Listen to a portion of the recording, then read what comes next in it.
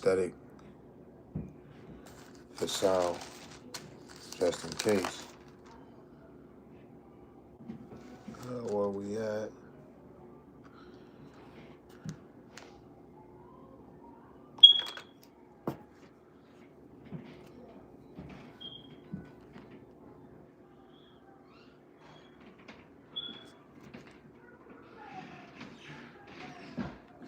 With shalom, shalom to those that hopping on this live a little later.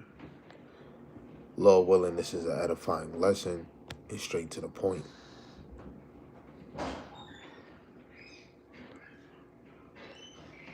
You know, for those that's gonna watch this thing later, see the title of this lesson is "Prove a Man Before Calling Him a Prophet," according and avoiding false prophets.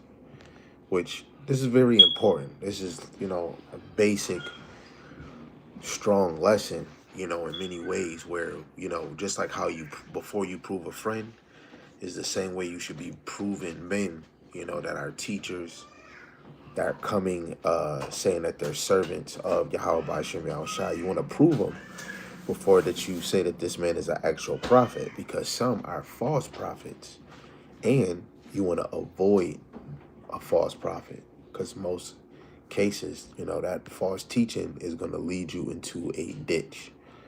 But before we start, I want to give all praises, glory, and honor to the one true power that always makes this thing possible. Yahweh, Ba'ashem, Yahushai, Ba'ashem, Rakah Kwadash, and double honors to the elder apostles and the elders of Great Millstone who rule well and teach well through the Spirit, and a mighty shalom to the hopeful elect in the same Spirit, Lord willing, as a whole, that we all can continue in sound doctrine. Again, prove a man before calling him a prophet and avoiding false prophets. True prophets must be proven. The scriptures never tell, Israel to accept anyone just because they claim to speak of Yahweh Ba'ashem Yahushai. The elect are commanded to test, examine, and prove a man before giving him spiritual authority, right? So the command to prove all things. Before we get 1 Thessalonians, the 5th chapter, verse 21, this is the book of Sirach, chapter 6. And this is very important for any man, any female that come in this faith. Of course, we all start in different areas, and then eventually we get to where we need to be. But this is something very important. Yes, we know that we're Hebrew Israelites, but every time that you learn, you want to make sure the person that is teaching you or you're learning from is an actual prophet, a teacher, apostle, evangelist, sent by Yahweh Ba'ashem Yahushai.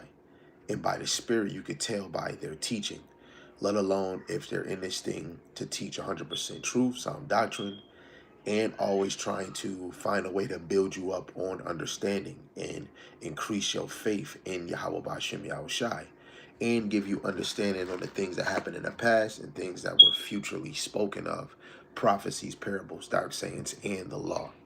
And you really tell by teaching. It's not the clothes that a person wear. You look at the fruits of the Spirit, and they in this thing for attention's sake or money. Always prove a man right before claiming he is a prophet, a teacher, or a leader in this thing, right? So this is the book of Sirach, Ecclesiasticus, chapter 6, and verse 7. In the title in my book, it goes into choose a faithful friend. It says, if thou wouldest get a friend, prove him first. Be not hasty to credit him. For some man is a friend of his own occasion and will not abide in the day of thy trouble. And there is a friend who, being turned into enmity and strife, will discover thy reproach again. Some friend is a companion at the table and will not continue in the day of thy affliction, but in the prosperity he will be as thyself, and will be bold over thy servants. If thou be brought low, he will be against thee, and will hide himself from thy face. Separate thyself from thy enemies, and take heed of thy friends. A faithful friend is a strong defense, and he that hath found such in one have found a treasure. Nothing doeth countervail a faithful friend in his excellency and invaluable. A faithful friend is the medicine of life, And they that fear Yahweh Shemashai shall find him. Truly we see through the Spirit who are our real friends, starting with the prophets and apostles. When you look at Wisdom of Solomon, the 7th chapter, verse 27, it says the Spirit of wisdom will make you a friend and a prophet of Yahweh Hashem Yahushai. It says, whoso feareth Yahweh Shemashai shall direct his friendship aright. For as he is, so shall his neighbor be also. Right? So all praise to Yahweh Hashem Yahushai. We should be credited, right? Before we credit somebody or how amazing they is, they do this and do that, we should be approving them. And this is why it's very important to see somebody teach all the time. Go feed yourself, see what they teaching and be there daily. Not just one lesson, be there daily as much as you can. Repetition, and say if that brother have a mistake. It's times I did videos and it was correction video. Maybe not something I said, but a correction video on somebody else's doctrine, right? Or somebody can bring another doctrine and show you, oh, this is incorrect. This is what it really is. And you take the time, like the mindset of the people of Berea, and you have a readiness mind to hear what is being said, and you re-go through the scriptures to see if it was so. Okay, somebody said, I like them, so you won't believe this, but my real name is Messiah, and this is my mom's account. I don't know who you is. This other person said, my realm, who is going to win? Oh, yeah, y'all out of pocket. You really don't even know what the heck you talking about, so you got to go. So, let's get into this first precept I want to get. 1 Thessalonians, the 5th chapter, verse 21. It says, prove all things and hold fast that which is good. So as a teacher, we are commanded to prove all things, right? So prove is to test, examine, verify. A man's doctrine, works, and life must be tested. Only then do you hold fast to which is good, which is the doctrine, the parables, the doctrine as a whole.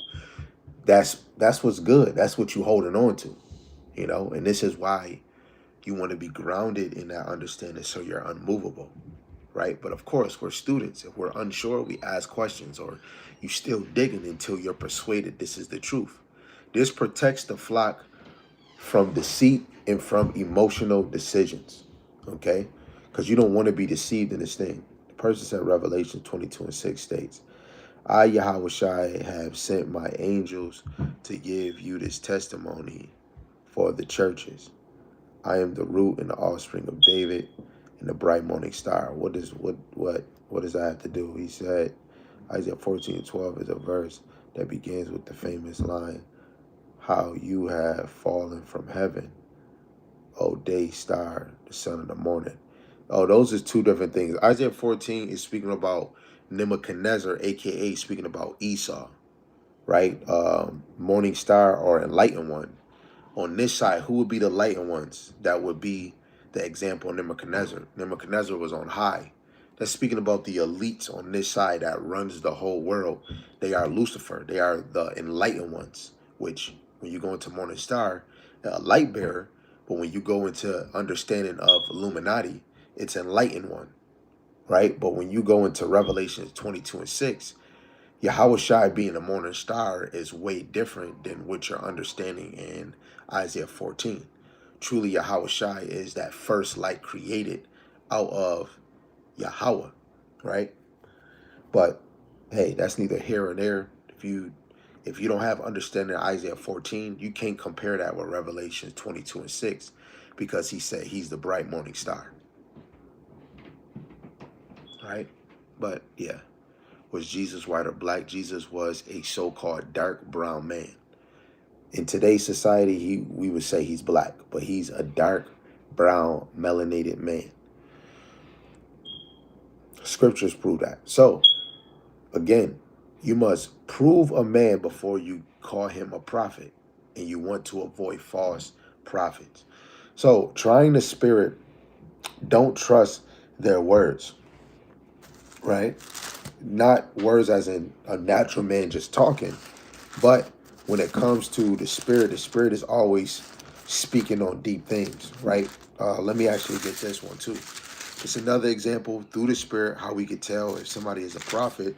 But of course, not all brothers is dabbling or sharp enough in prophecy. But this is Revelations 19:10. It says, "And I fell at his feet to worship him, and he said unto me, See thou do it not. I am thy fellow servant and of thy brethren that have the testimony of Yahushai. Worship the Most High, for the testimony of Yahushai is the spirit of prophecy." Right? And most of the prophets is all about prophecy. So even on this side, the real prophets are always dabbling in prophecies. Ezekiel 33, what are they doing? Right? Before we go to 1 John 4:1, what is the real prophets doing on this side? They're always watching. Right? So you go to Ezekiel, the 33rd chapter, Ezekiel 33, verse 1. It says, "Again, the word of Yahweh came unto me, saying, Son of man, speak to the children of thy people, and say unto them, When I bring the sword upon a land, if the people of the land take a man of their coast, and set him for their watchman, if when he seeth the sword come upon the land, he blow the trumpet and warn the people." This is what a watchman is doing. They're watching to warn the sheep for good things to come and bad things. Right? The real men of the Lord is bringing good tidings, good news. How beautiful are the feet of them that bring forth the gospel. Okay? Verse 4. "Then whosoever heareth the sound of the trumpet," which we look at Amos 3:6, the trumpet is the prophets crying out aloud to the children of Israel and shaking their hands to the other nation on that high mountain in Isaiah 13:2, which is America. "And taking not warning, if the sword come and take him away, his blood shall be upon his own head." It says, "And he heard the sound of the trumpet and took not warning, his blood shall be upon him. But he that taketh warning shall deliver his soul." Real prophets are warning the sheep. I'm not only here to say law, law, law, right? You're a Hebrew Israelite. You're supposed to teach the whole volume of the book. Majority which is coming out is prophecy to prove who the Israelites is, to have understanding of the end times, to understand salvation, to understand what the kingdom gonna look like. Is there gonna be servitude, right? The real prophets are teaching the volume of the book because Yahweh Shai comes in the volume of the book. But they're watching for the sword, right? The devices of the devil, right? We're not ignorant to Satan's devices, right? The spiritual counterpart on the left-hand side of Yahweh, his physical counterpart is fulfilling it in the flesh, who would be the leaders of the earth, right? The earth is given to the hands of the wicked, right? He covered the faces of the judges. So that wicked ruler has to stem from Esau that covered the faces of the judges. Yahweh Shai, the top judge, right? The apostles, the prophets, the judges in the Bible, like in the book of Judges, right? The prophets of old and the prophets of new, they cover their images, right? Those are the wicked of the earth. Going back to this person's statement in Isaiah 14:12, that's the Edomites that are the illumined ones. They are the light bearers on the earth, on the left hand side. Okay, so verse 6 in Ezekiel 33, "But if the watchman see the sword come and blow not the trumpet, and the people be not warned, if the sword come and take any person from among them, he is taken away in his iniquity, but his blood will require at the watchman's hand." So if we're not warned, right, that blood is going to be on our hand. We're set up for a job to warn the sheep. And outside of warning, you're correcting men and women that say they in the faith. They might slip. They might slip the tongue. They might bring forth a messed up understanding and doctrine. The watchman is going to be like, wait, hold on. Wait, no, that's incorrect. This is what it's going into. If them men don't take heed to the correction and change and move, then guess what? They're considered false prophets. A real prophet is getting on people that's not in the truth, people that is in the truth, let alone speaking of judgment or um, really judgment of what's going to happen to the other nations after this kingdom fall, right? We're teaching the volume of the book to those that are righteous, to those that are unrighteous in Israel, and to those of the other nations. Okay, so you can keep reading this Ezekiel the 33rd chapter. You know, a prophet is supposed to be a watchman, right? So now let's go to 1 John. This is the book of First John, chapter 4, and we're going to verse 1. It says, Beloved, believe not every spirit, but try the spirit, whether they be of the Most High, because many false prophets are gone out into the world. So be careful and be circumspect, be cautious, be alert, you know? And, and regardless if you a true prophet or a false prophet, you're going to be talking. You're going to be bringing out information. False teachers is bringing out information. Like they say, Satan, even Satan know the Bible. The left-hand side is going to be bringing out the Bible. The right-hand side going to be bringing out the Bible. But you have to discern the spirit, brothers, is coming in. Okay? So don't believe every spirit. Basically, go into don't accept every teacher. Don't have an itchy ear for everybody. Right? Try and examine their teaching, conduct, fruits. Prophecy is being accurate, right? Especially when they go into history, when they speaking about Rome or they speaking about certain time. Go look these things up. This is why, of course, you know, my teacher, the apostles, a great millstone, they always say, don't take my word for it, go look it up. Right? Why? Because many false prophets exist. Not few. It's gonna be more false prophets than it is righteous prophets. Because the Lord is not dealing with the many, he's dealing with the few. Okay? It was a point I wanted to get. Examine their teaching, conduct, fruits, and prophecy. Oh man, I lost it. It was in my head.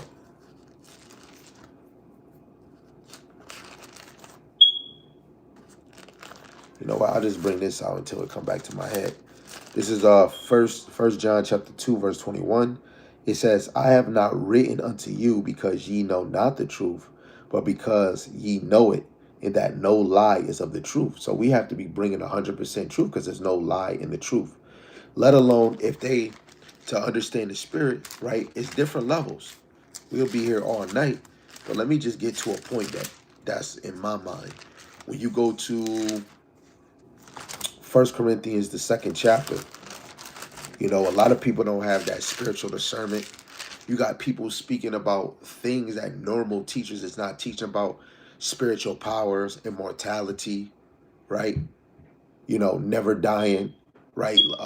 Living outside of this atmosphere, right? St. John 14, he go to prepare a place for us.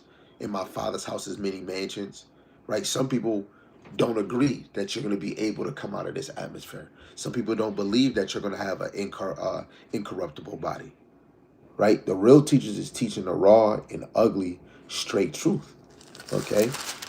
So just for any man or any woman that's in this thing, this is that discernment you got to have when you're looking at a teacher. This is 1 Corinthians chapter 2, reading verse 14. It says, But the natural man receiveth not the things of the Spirit of the Most High, for they are foolishness unto him, neither can he know them because they are spiritually discerned. And you got to have that spiritual discernment. A natural man is a man of this world, or a natural woman, right? You have a carnal mind.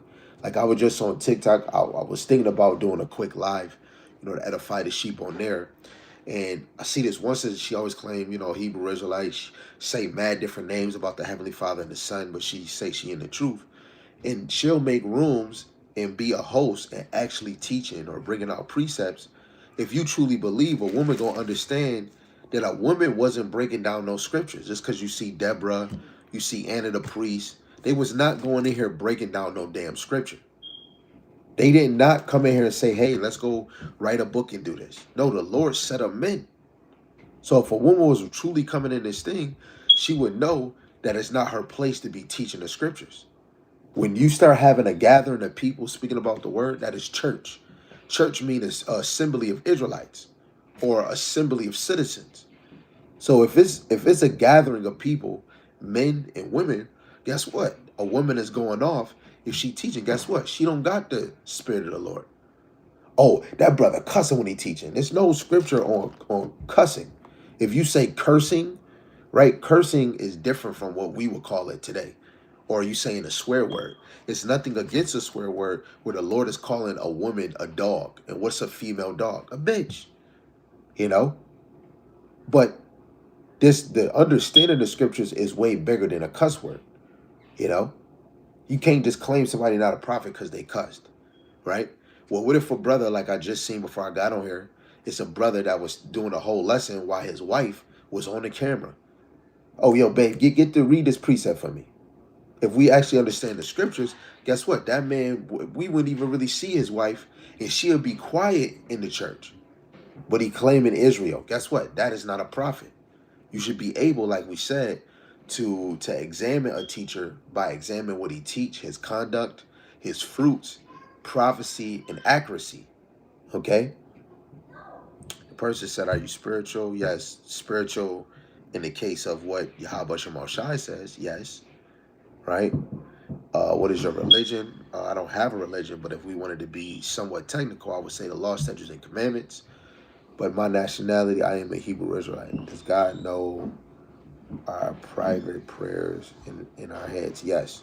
Sirach chapter 42 or 41, Salaki, verse 18 to 21. He knows every hidden thing before it's even said.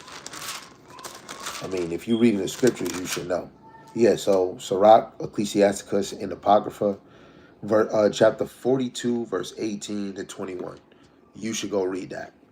So now let's get to this next point. I got a prophet must speak according to the word. Let's get Isaiah 8 and 20. And that's not saying when you give in the sense, you're not, it's talking about what the word actually says, right? Regardless if you quoting it, saying it, or if you give it the sense should be making sense, let alone when you add other precepts. He said, may I prove to you that you are not spiritual. May I prove to you that you just got removed from the live. You speaking about something else that don't even matter compared to this lesson. This is Isaiah chapter 8, verse 20. It says, to the law and to the testimony, if they speak not according to this word, it is because there is no light in them. Right? What testimony? The testimonies of Yahweh Shai from old to new. Some people don't believe Yahweh Shai played a role in all of what you see and don't see. They don't believe that he had another life before he was who he was on the earth as himself, Yahweh Shai. You know, and only to the law and to the testimonies can we prove these things. But if we don't go into the law and to the testimony throughout the scriptures, and we're not speaking according to the words that's in here from precept upon precept, line upon line, here a little, there a little, guess what? It's no light in us. Now, in the NLT, it says if you contradict the word, you are in darkness. Okay? So let me go to 1 Peter's real quick. This is 1 Peter chapter 4, verse 11. If any man speak, let him speak as the oracles of the Most High. If any man minister, let him do it as of the ability which the Most High giveth, that the Most High in all things may be glorified through Yahweh Shai Mashiach, to whom be praise and dominion forever and ever. Amen. Right? So we supposed to be speaking the oracles of Yahweh Shemel Shai. This is why we mainly, in this ministry, starting with the apostles down, we deal with book, chapter, verse. Especially when it comes to prophecy. Yes, brothers is getting history books. You getting different points in the Wikipedia. Getting history to back up the statement or the claim or the prophecy in the scriptures is not bad, you know. But what people might do, just like how they can use the Bible in a wrong way, where they can get wrong information and try to connect it to the Bible, that would be wrong, right? But in a righteous sense, you got to know the Bible is just history, especially when we're dealing with the four beasts that Daniel spoke about. You can go to other history books when you want to go into Esau, which his name got changed and people can't identify him, but through prophecies we can identify him. And by the power of Yahweh Shemar Shai, he put spirits on certain men to write books about Edomites. So it's easy for you to be able to add that understanding when you're going on the attribute of Esau and the spirit or the conduct that Esau has on the earth, plain and simple. But when we looked at Isaiah 8 and 20, to the law and to the testimony, if they speak not according to this word, it is because there is no light in them, right? So before a man is called a prophet, the elect must check what? Does he speak according to the law, the first 5 books of the Bible, right? Genesis, Exodus, Leviticus, Numbers, Deuteronomy, right? Does he teach the testimony of Yahweh Shai? Wait, Yahweh Shai is Adam through the Spirit, Isaac, and Solomon, let alone Deuteronomy, the 18th chapter, Numbers, the 24th chapter, speak about Yahweh Shai, Genesis, the 49th chapter. Certain things in the law is symbolic to Yahweh Shai, right? The high priest going past the veil to the most holiest area in the temple, that was all synonymous with Yahweh Shai, right? Going past the veil is him going back up to the Heavenly Father, right? Um, the sacrifice, symbolic to Yahweh Shai. Isaac being Abraham tempting to sacrifice Isaac was really symbolic to Yahweh Shai being sacrificed. The rock that Moses hit, the manna that came down was symbolic to Yahweh Shai. So many things that are a testimony of Yahweh Shai. Or does he add his own doctrines, right? So if he fails this, there is no light in him, right? What did the Pharisees do? In order for you to eat, you had to wash your hands. If you didn't, you had committed sin. It's nowhere in the first 5 books of the Bible that say that. So that's like you saying if you work in a job, you thirsty, and you need something, you didn't eat nothing all morning, and at your job, let's say you're doing construction, and they got a table of danishes and all of that, and you trying to be in and out. Some of us brothers is about to go get that Danish, eat it, and go right back on that roof and finish working. I do it at work. But the Pharisees is saying because you didn't wash your hands, you committed sin. But Yahweh Shai was breaking it down, which wasn't really about food. It was really about washing hands. That is doctrines, traditions of men, right? Like brothers might say, brothers making a new doctrine about Paul, about that you shouldn't wear a hat. That's not a law. But the Bible, you have to understand it's a law in itself. But when you go to First Corinthians, I believe 14:37, when you understand Paul, um, some of the things that he were writing were commands or commandments. Let me use my other phone on the other side and let me get this in the NLT. I'll read it in the KJV and the NLT just for edification's sake. Is this the one we want?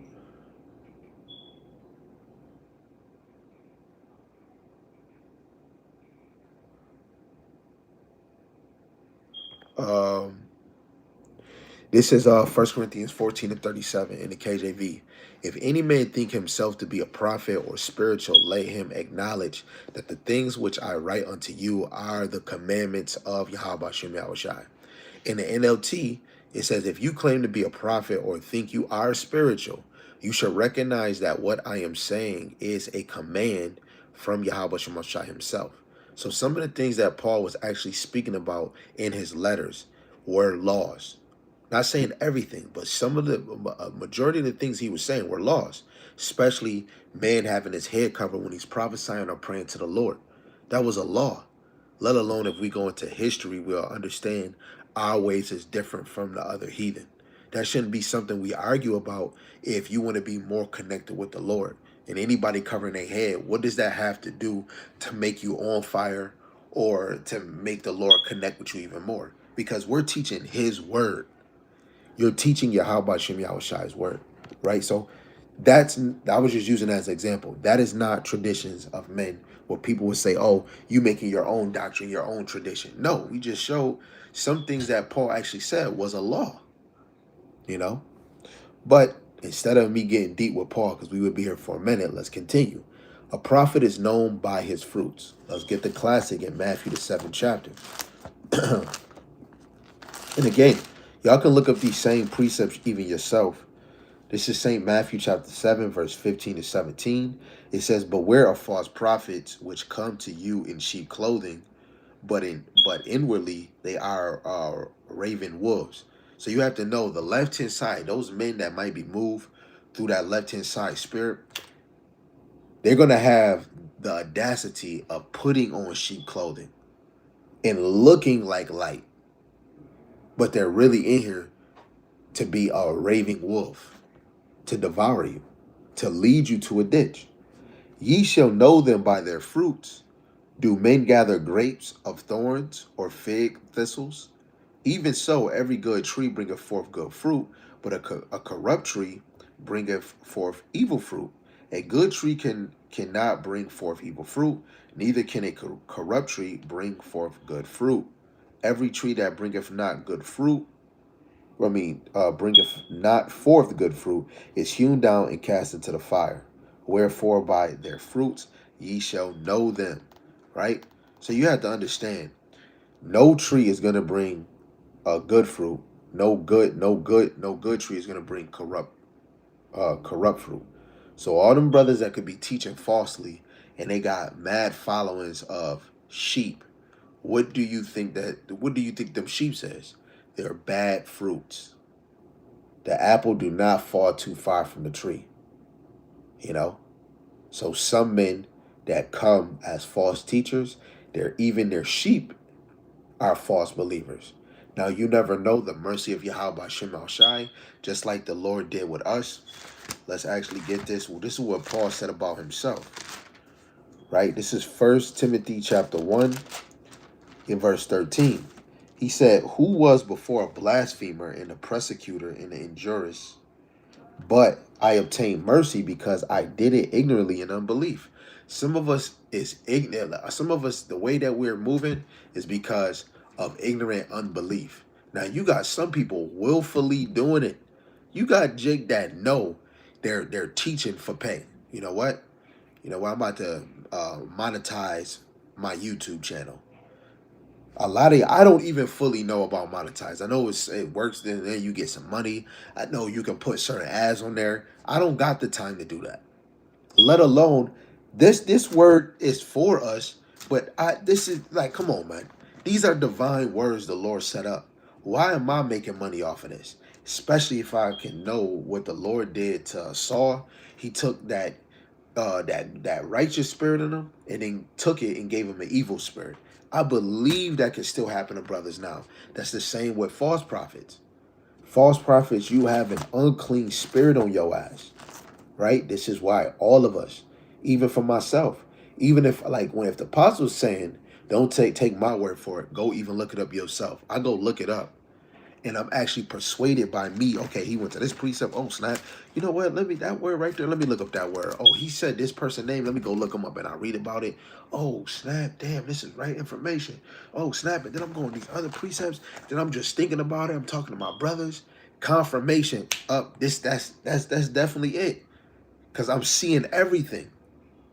A real student is going to look at the precepts they bring out, go look up history if they're getting onto the history, if it's parallel with another parable, right? We're going to add it in there and constantly we're going to look at etymology of words as a real student before I could say, yo, this brother just told me the truth. As a student, when you study, you're overlooking other people's information, right? These scriptures been handed down and handed down and handed down. The same as when this truth started, it been broken down, and the Lord been using certain men to sharpen up the understanding, especially when it comes to the dispersed of Israel or Cornelius being an Israelite. Before, people were saying he wasn't an Israelite, or you had this, oh, that's an Edomite, or that's a heathen. The Lord moved everything around to bring things in order. Okay? So beware of false prophets, right? Because they're really just trying to fill up their own belly. So before accepting a man as a prophet, we must examine what? His doctrine, his conduct, his discipline, his love for the flock. Because you're supposed to be aware of the flock. You lose one and you got 99 here, which a real teacher is going to leave those 99 and go look for that one and bring it back. Okay? His faithful under pressure, right? When especially pressurizing when somebody asking you questions. His humility, him being sincere, his obedience to Yahweh Shem Yahushai. A man's fruit prove him, not his title. So it don't matter what I might tell you from a prophet and for how long I've been in the truth. All the examples of my doctrine, the conduct, the discipline, the love of the flock, faith under pressure, the humility, the sincerity, and the obedience to Yahweh Shem Yahushai is going to prove those that's watching like, yo, maybe this is a prophet of the Lord. Let alone don't just take the value of how many precepts coming out, what's being said. You're listening like the people of Berea, and then you're going to do your own due diligence, just like I did, to be persuaded through the Spirit, right? Before I read what anybody said in the comment, I want to back that up with something that I keep referencing. Acts the 17th chapter, verse 10.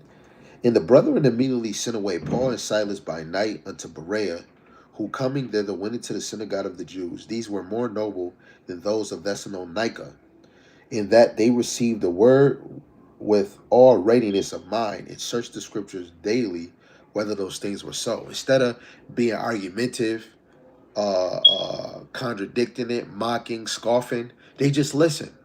Regardless if I'm somebody teaches something I don't agree, I'm going to listen. Now, say if a Christian come on a live, or if I'm talking to a Christian, I'm going to let them ask their question, because he says study to give a man an answer. I don't do debates. But if somebody is saying something for contention, saying something be trying to be carnal, somebody trying to be funny, but you could tell when somebody's sincere, they don't know, and you get to take the time to answer them. Brother's been around these type of examples where somebody will ask a question and you'll take the and they'll be able to just sit there and listen and allow you to take the time to answer it, precept upon precept, line upon line, however long it takes. And they're like, wow, damn, okay, I'm gonna have to go look at those precepts. But there's another thing. Somebody that's sincere is going to either follow along with you or they're going to take the notes down. How somebody is going to be like, you know what, I'm going to relook over that information, and, Lord willing, I'm going to come back around this camp, or I'm going to come on your video again, or I'm going to see you again, and then I'll tell you what I see. If you ain't writing down the precepts, how you going to look over the information? That's the difference with the people of Berea, because whatever they were reading, they went to go look it up. You go into Isaiah, we about to go look it up. It wasn't verse from verse back in the day, verse and verse. It was a book. Acts, you had it as a book, right? Not at that time, but let's go back. Let me make it make more sense. So if they referencing Isaiah, it was Isaiah as a book. If they was going into like the wisdom of Solomon, Proverbs, Ecclesiastes, or wisdom of Solomon, they were going to the book, right? And deciphering the spot that they're referencing, right? So that they can be persuaded. Before we go to the next point, the brother said the Messiah is a black man from the tribe of Judah. That is a fact. A brown colored man. Confirmation bias is a hell of a drug. I don't know what the heck he talking about. Not the fire alarm battery beat. Holy hood Batman. I don't look, this one thing. You worried about the fire alarm, but when all hell break loose and destruction comes, you worried about that. I don't even care if my pager was beeping. I don't care if this poster was falling off the wall. Have you even paid attention to that one precept? If not, why would you even be here? Okay? Like the apostle said, we ain't here to play around with you. So I just kick you to the left. Another brother said, all they got to do is read with their own eyes, Revelation 1 and 14. Yeah, that's plain. Auto Testament come. Yeah, people got to read, but, when you go to Romans, let me get this, because the brother said that. Let me actually get it in the KJV and the NLT so it can hit even more. This is Romans chapter 10 and verse 14. This is another reason why a prophet is going to always be teaching, right? Romans 10 and 14, KJV, it says, how then shall they call on him in whom they have not believed? And how shall they believe in him of whom they have not heard? And how shall they hear without a preacher? In the NLT, it says, but how can they call on him to save them unless they believe in him? And how can they believe in him if they have never heard about him? And how can they hear about him unless someone tells them? Right? So every believer that say they believe in the Most High and the Son, you have to be told about him. Right? None of us can just be a believer. I'm just being honest. You can't just wake up and just be a believer. Your mom and dad can just say Jesus, God is real. Just being honest. Scripture-wise, if they don't show you facts, because the Bible says, 1 Thessalonians 5 and 21, prove all things. If somebody telling you Santa Claus is real, when in the world have anybody told you the information, the facts about Santa Claus. If Thanksgiving is something the Lord wanted you to do, why nobody ever taught you the facts about Thanksgiving? Thanksgiving is really a celebration of of a celebration of a successful massacre of indigenous Native Americans who are Israelites. That's what Thanksgiving is. So regardless if let's come together, you could do that any other day. But if you don't know what Thanksgiving is about and you just think it's about family coming together and you're doing a coming together family, let's come together on the same day Thanksgiving is and you don't even know what it is, you bullshitting yourself. So it's the same when it comes with the truth. If you don't know the role of the Son of the Most High, you can't just say that you just believe because it says, and how can they hear about him? Paul is speaking about Yahweh Shai, the Son of the Most High, unless someone tells them. We read Isaiah 8 and 20, to the law and to the testimony. The real prophets is going to the law to prove about Yahweh Shai, what role he played. When you go to Genesis 1 and 1, where it says God made the heaven and the earth, that's not speaking of the Most High. That's speaking of the Elohim, the judges, the divine ones, the rulers, the gods, right? So it's a plural word, and it's not just speaking about one. It's Yahweh Shai, right? The first spirits he created, which those that came on earth are the sons of God. Those were the first spirits, and the other angels, right? The sons of God that got on the earth, they're over the angels that's in the heavens because they were able to have a body like Yahweh Shai on the earth. They have a chance of gaining that salvation and having earth as their kingdom. The angels are working for the Lord in the Heavenly Father's kingdom. So the men of the Lord, right, that those sons of God, those chosen spirits, they're in a different bracket. But you would have to go through precepts to be proven that this is true, and through the Spirit, then you shall believe. You can't just hop and say, I believe Jesus is God. I believe this. If nobody's really teaching you in the Old Testament that Yahweh Shai is God, and then you just hop in the New Testament, Jesus is God, you're bugged out. You have to be taught before you become a believer. And what is a prophet doing? Teaching, feeding the sheep so that they can become a believer, you know? So let's go back. So why is it critical to avoid false prophets? False prophets is not just a bad teacher. What we see in the scriptures, it shows they are a danger, a plague, and a judgment.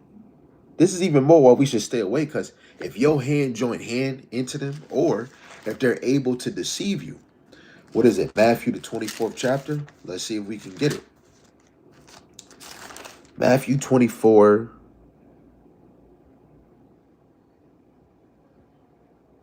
Verse 20, I'll start at 23. It says, Then if any man shall say unto you, Lo, here is Hamashiach, or there, believe it not. For there shall arise false Hamashiachs and false prophets, and shall show great signs and wonders, in so much that, if it were possible, they shall deceive the very elect. So even these false teachers are going to be able to do signs and wonders. That's dangerous. So always, if you care for this truth, care for yourself. Always be cautious on who you learn. This is why I don't have many teachers. What I mean by many teachers, I'm not watching every camp.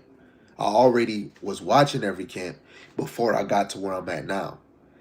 That I'm able to see the men that I'm watching under, they teach every day. And I'm speaking about Great Millstone. They teach every day. Every day. I don't care what anybody say about them and all of this. They teach every day. Anything you got a problem with them with a doctrine, they did a lesson on it. And I can go watch it, decipher it. Let me go read it. Then watch him do the same breakdown. Him do the same breakdown to make sure everybody's saying the same thing, because that makes the understanding better when you see multiple brothers teaching the same thing, just speaking and going more in depth in it than that person, than that person, than this person. You have to be persuaded through the Ruach HaKodesh. I can't, brother, make me believe. He can't make me believe shit. He can only plant and water, and Yahweh is the one that increase. So you as a believer or a student, you have to show your diligence to want to understand by, okay, let me read it. Let me watch a lesson.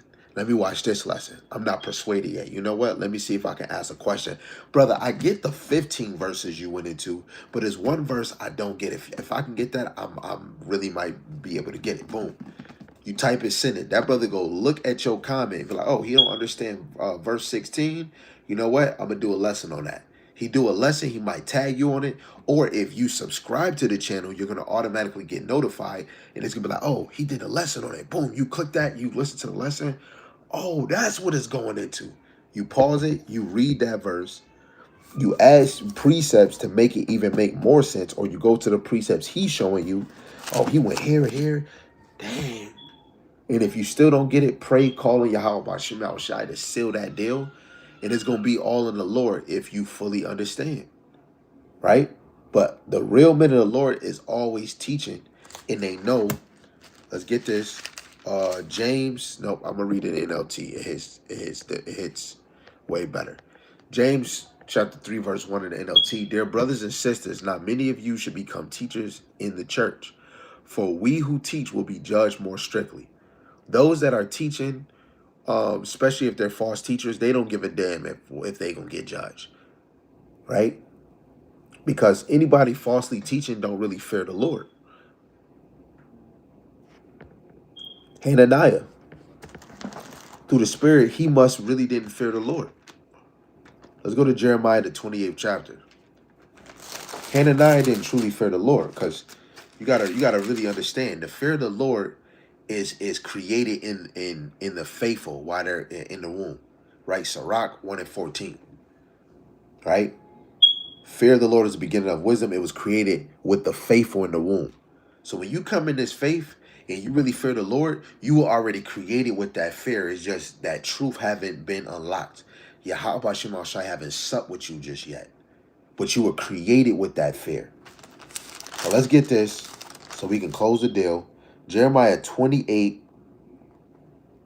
and I'll start at verse 12. It says, Then the word came unto Jeremiah the prophet after Hananiah the prophet had broken the yoke from off the neck of the prophet Jeremiah, saying, right? Because Hananiah was prophesying about getting all the treasures that Nebuchadnezzar took and the yoke of wood that was basically symbolic to servitude. He was going to break it and Israel was going to be free. Verse 13, Go and tell Hananiah, saying, Thus saith Yahweh, Thou hast broken the yoke of wood, but thou shalt make for them yokes of iron. For thus saith Yahweh of hosts, the Most High of Israel, I have put a yoke of iron upon the neck of all these nations, that they may serve Nebuchadnezzar, king of Babylon, and that they shall serve him. And I have given him the beasts of the field also. Then said the prophet Jeremiah to Hananiah the prophet, Hear now, Hananiah, Yahweh have not sent thee, but thou makest this people to trust in a lie. Some brothers that are false teachers might think they're doing Yahweh Ba'ashem Yahushai's will, just like the Pharisees. Therefore, thus saith Yahweh, Behold, I will cast thee from off the face of the earth. This year thou shalt die, because thou hast taught rebellion against Yahweh. So Hananiah the prophet died the same year in the 7th month. Some false prophets, oh, then if they teaching falsely, why did the Lord not killing them? Because right now we're in the end time. We're in the end of the age. Right? So the Lord prolonging these false teachers, because that's what makes the Lord even more amazing, because the real believers, we just read it in Matthew, they're going to do all of this to try to deceive the elect, but they won't be able to. The elect have to have a trial. If they don't got a trial, this shit is easy. So the Lord is leaving them. Did Yahweh Shai have it easy? Those Pharisees, did they die and they were false leaders? No, they didn't. Right? Y'all worried about something else. If I can hear it, or if I can't hear it, if I don't know, why the hell would you be worried about it? Right? We should be focusing on paying attention to who is the teachers and who not. Right? He said, bro, God considers all of this human wisdom foolishness. Well, whatever's in the Bible is not foolish human wisdom. But the things of this world, technology, I have knowledge in sports, boxing, football, algebra, science, all of that is foolishness, is vanity, but the wisdom of Yahweh Hashem Yahushua is above all. That's Wisdom of Solomon 9:6. Without thy wisdom, we are regarded as nothing. So heavenly wisdom, divine wisdom, which is in these scriptures, is over anything on the earth. 1 Corinthians, the first chapter, goes into that. I had a precept, but I lost that. So again, let's just go to the next point. False prophets lead to destructions. Let's get to Matthew, back to Matthew, the 24th chapter.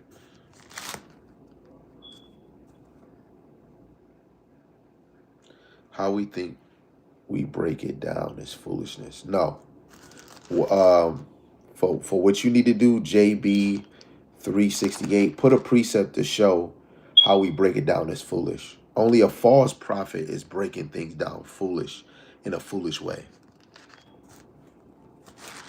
Because you could say that, and I ask you in Revelations 13, who is the first beast and who is the second beast in Revelations 13? And say them by name, which is, what is their empire name? Revelations 13, the beast in the sea and the beast that came on the earth. The first beast and the second beast in Revelations 13. By name, who are they? And whatever your answer is, it should be straight on point.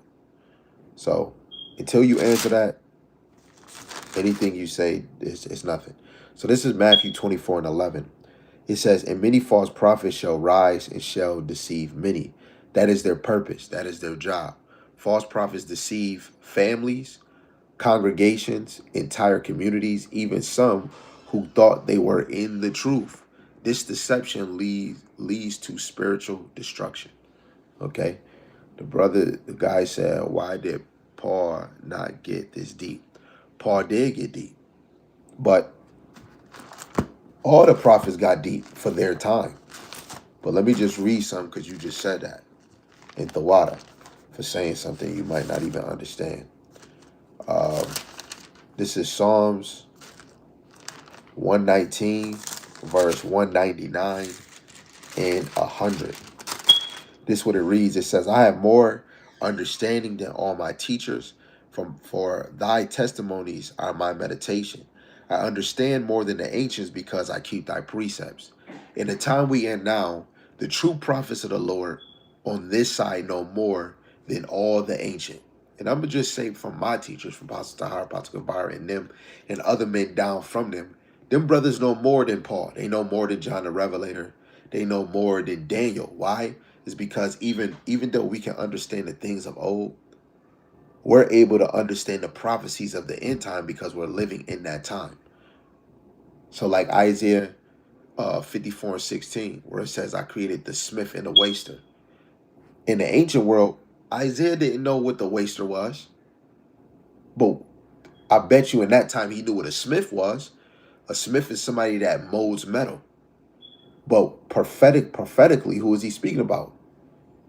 Right? A descendant of Esau, Teman, the wise out of them, right? Which would be, in today's society, would be the people of Germany, right? Who created freaking bioweapons. And if you understand the YouTube channel, you can go look this all up.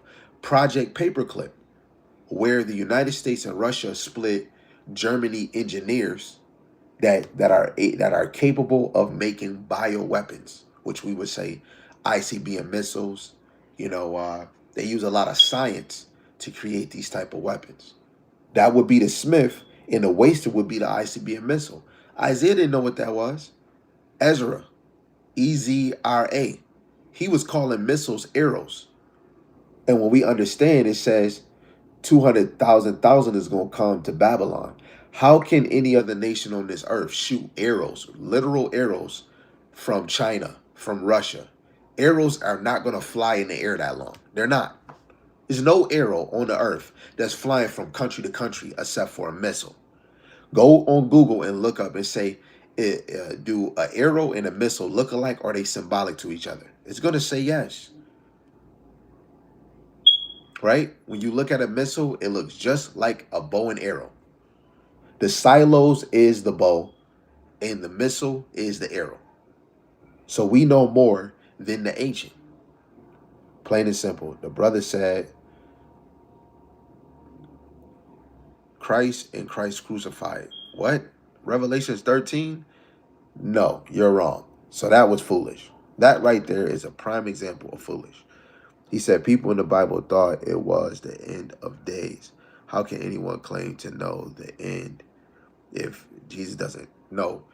It is nowhere in the scripture said Jesus did not know the end. No, he don't know the time when he was returning. So you don't read the Bible or you don't sit down and listen. Yahushua said he don't know the time. He knows the end because it was already prophesied. He knew that Rome was going to destroy the temple. Yahushua, that angel that showed John a Revelator in the 7 churches, right? He seen Yahushua getting crowned. Yahushua knows the end. He just don't know when he's returning to deliver that information, right? But again, the end of days, he said you can measure the time by the signs, right? The signs is what prophecies in this world shows, like a blood moon. That's a sign of the coming destruction, a blood moon. When earthquakes and disasters, let me just get this and then we'll continue with the next point, right? Because you ain't saying not one verse. But this is Isaiah, the 29th chapter, verse 6. Thou shalt be visited of Yahweh of hosts with thunder, with earthquakes, with great noise, and with storms and tempests and flames of divine fire. Now, throughout history, it been volcanoes, it been great noise, it been earthquakes, it been storms, it been tempests, it been thunderstorms, and it been flames of divine fire. It's all Yahweh B'Hashem Yahushai. Earthquakes, that's all the Lord. Volcanoes, that's all the Lord. If you can't measure out the signs of the time, oh, then the Lord is not dealing with you in the spiritual sense. When has that not been going on? I don't know what you're talking about, but let's get back into this lesson. Lord willing, y'all still getting edified with the responses that I'm giving this guy over here. This is Jeremiah chapter 23 in verse 16. It says, Thus saith Yahweh of hosts, hearken not unto the words of the prophets that prophesied unto you. They make you vain. They speak a vision of their own heart and not out of the mouth of Yahweh. Right? So false prophets' message come from pride, ego, dreaming, imagination, emotionalism, their hearts, not from Yahweh. Right?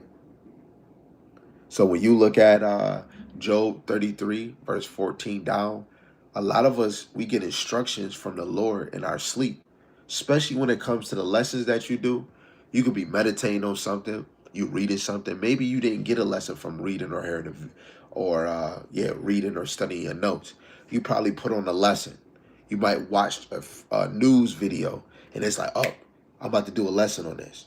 If you are a true prophet of the Lord, all your lessons came from the heavens. That's what I believe. And that's what we know, because Yahushua is speaking to his sheep through his prophets. And it's really Yahushua speaking through them. You know, we really don't got that much time, right? So like y'all, I keep reading the comment section, but gotta do it. This is Romans, the 13th chapter. Plain and simple. Well, what level of faith do you got? This is Romans 13:11.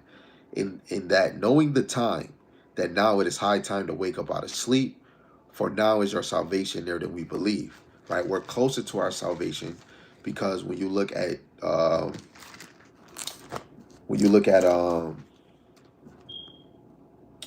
what is it? Salaki, let me get this first before I forget. This is Matthew chapter 16 and verse 1. It says, the Pharisees also with the Sadducees came, tempting and desired him that he would show them a sign from heaven.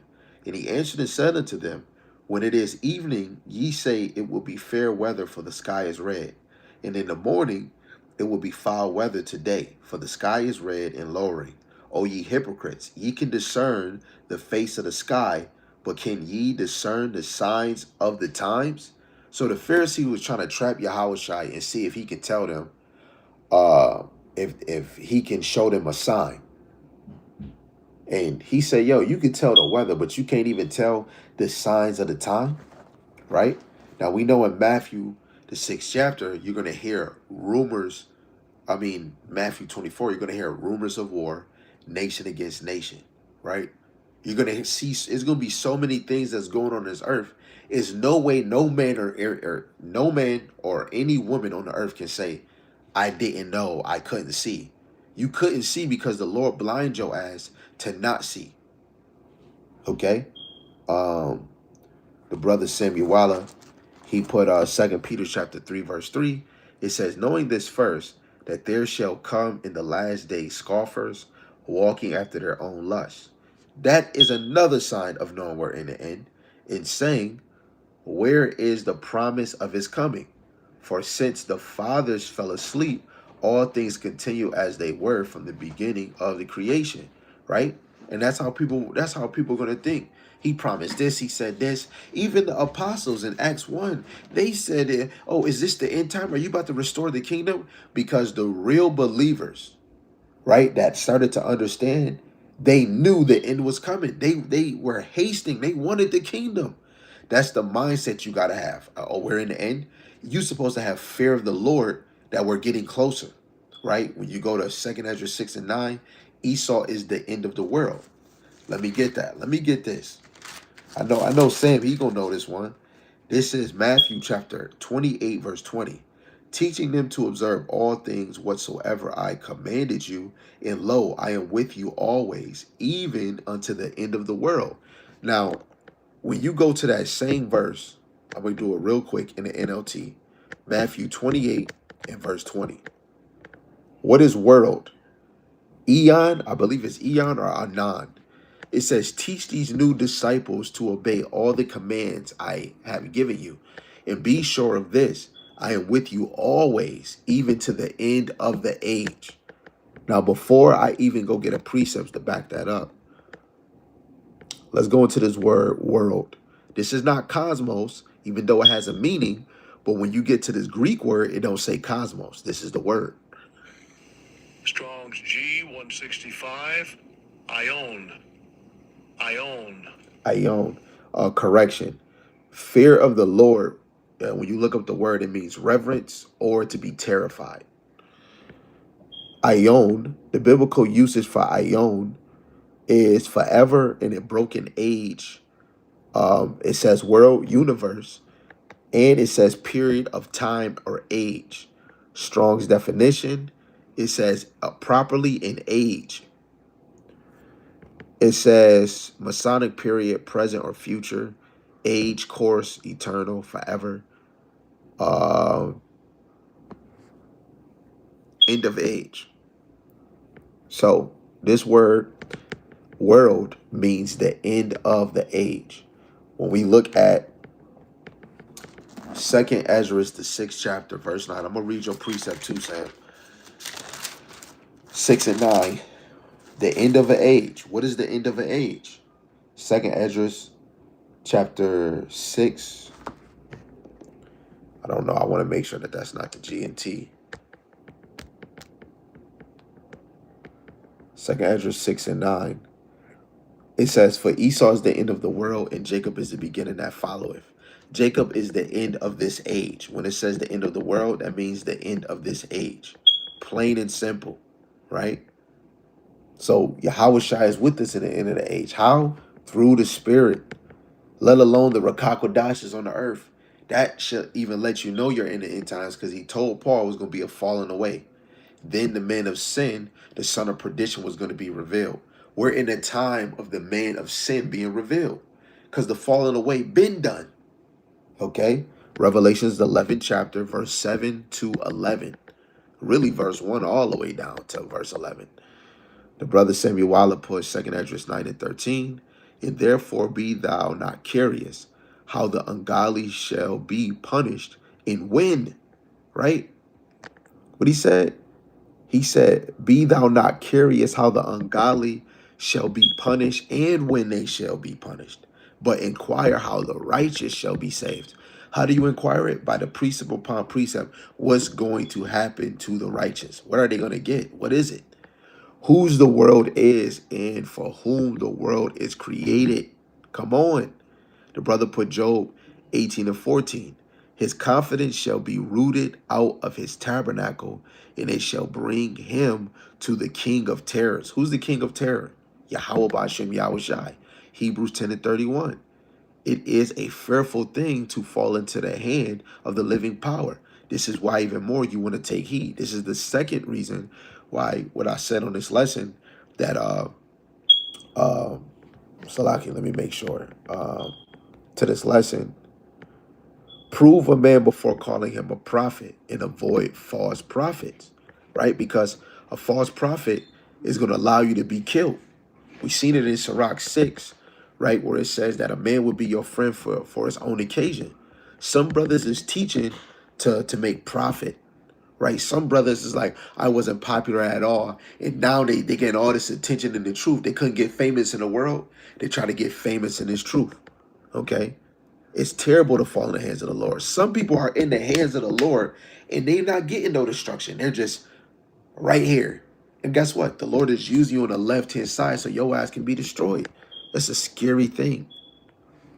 Yeah, I am a hater.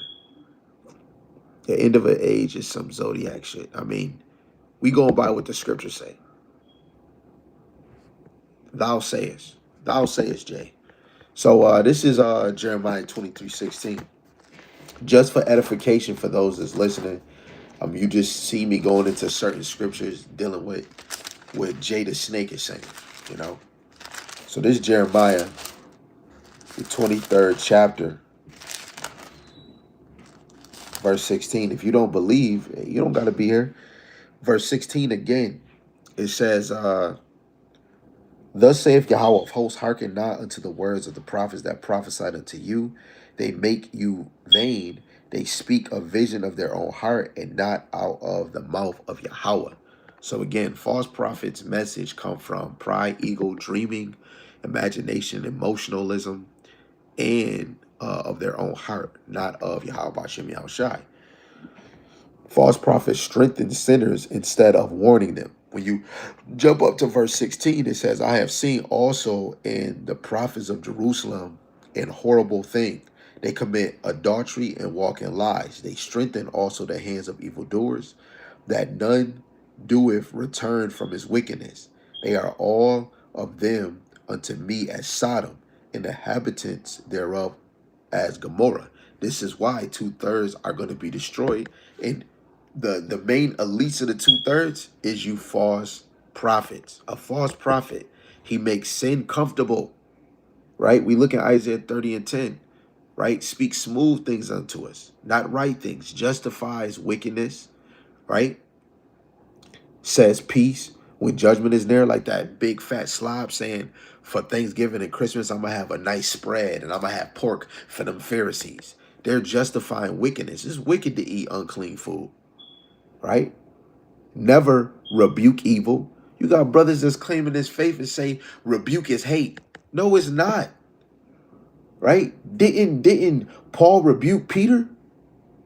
Didn't Moses rebuke Israel when he came down and they was sacrificing or praising a damn calf? You're supposed to shake the hand on the wicked in your nation. Never warns the people. Most so-called false prophets is only speaking on Jesus is not God, or the law, where your fringes at, sis, where your dress. They're not going in parables, dark sayings, prophecies, right? They're not going into the chapter lessons. They're not going into homology of words, right? They're not warning you of the MOTB, right? Half of them, I bet you, wasn't even warning you about this damn Seabiscuit, the vacuum cleaner. They wasn't telling you don't take that. This is an experiment to usher in a new system. A false prophet ain't warning shit. He leads the flock right into destruction. Play if you want to. Isaiah, the brother Shemi Walla, put Isaiah 45 and 7. I formed light and created darkness. I make peace and created evil. I, Yahweh, Ba'ashem Yahushai, do all these things. The man gonna say, God ain't scaring people. Are you kidding me? He created good and evil. Are you not entertained? The Lord created good and evil, created evil for the day of evil, man. Y'all really don't know the power you serve, man. You know, the Lord is the king of terror, right? Let me actually get this in Wisdom of Solomon, the 18th chapter. Yahweh Shai about to leap off his throne. The Lord ain't trying to scare. If he ain't trying to scare, why he got this in the scriptures, man? Right? This Wisdom of Solomon 18, verse 15. Shalom to the brother Yerumia, Yahweh Shemashai Barakatah. I just saw you live. I saw you. Verse 15, it says, Thy almighty word leaped down from heaven out of thy royal throne as a fierce man of war into the midst of a land of destruction. That means Yahweh Shai is about to come like a man of war. Second Ezra, the 13th chapter, it shows you he didn't need not no sword, no weapon. Fire came out his mouth, not literal, in a prophetic sense where he would say in the chariot or the elect would do. The freaking ICBM missile's gonna do. You saying he didn't scare? Where's the hugs and kisses at? Right? He said the Lord ain't trying to scare. Okay, let's go to another one. I ain't gonna make that long, but let's go to this one. He said the Lord not trying to scare. That mean you haven't been taught the Bible, man. This is Isaiah chapter 66, verse 15. For behold, Yahweh will come with fire and with chariots like a whirlwind, which is the chariots, laser beams of other chariots, to render his anger with fury and his rebuke with flames of fire. This is a warning. This did not happen yet. For by fire and by his sword will Yahweh plead with all flesh, and the slain of Yahweh shall be many. Right? And they that sanctify themselves and purify themselves in the gardens behind one tree in the midst, eating swine's flesh and abomination in the mouth, shall be consumed together, saith Yahweh. He said, the slain of Yahweh shall be many. Let me get one more before I go back to the comment board. He said the slain shall be many. You saying the Lord is not scaring? That's how you know you ain't watching nothing. A lot of people just like talking, right? This is Zephaniah 1, verse 6. It says, "In them that are turned back from Yahweh, and those that have not sought Yahweh, nor require for him." It's people that's not seeking the Lord. Second Chronicles 15 and 13. Those that don't, whosoever don't seek Yahweh Shema Shai shall be put to death. Verse 7. Hold thy peace at the presence of Yahweh Shema Shai power, for the day of Yahweh is at hand. For Yahweh hath prepared a sacrifice. He hath bid his guests. The slain is going to be many. The Lord is preparing a lot of you, Jake, you men and women, for destruction. Right? Oh, Salaki. I thought I did. Why the heck it didn't? Okay, you should be. Samuela, you is too. Salaki.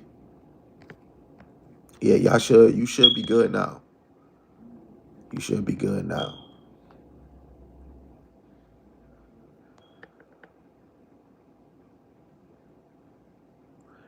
The brother Samuela put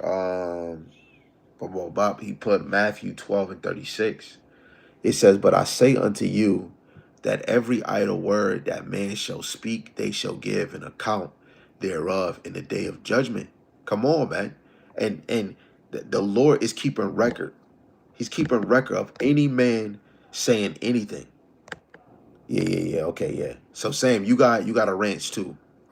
So you should be able to do whatever. Verse 37, it says, "For by the words thou shalt be justified, and by the words thou shalt be condemned." Right? And the faithful, right, or the just shall live by faith. Right? They're going to be justified. Right? And by your words you shall be condemned. I did a lesson, I think a few weeks ago. You should be watching what comes out your mouth. Right? When the Lord say fear not, we can go to Matthew. Let me just go to that real quick. And it's the example of Not saying I am that guy. I'm nothing.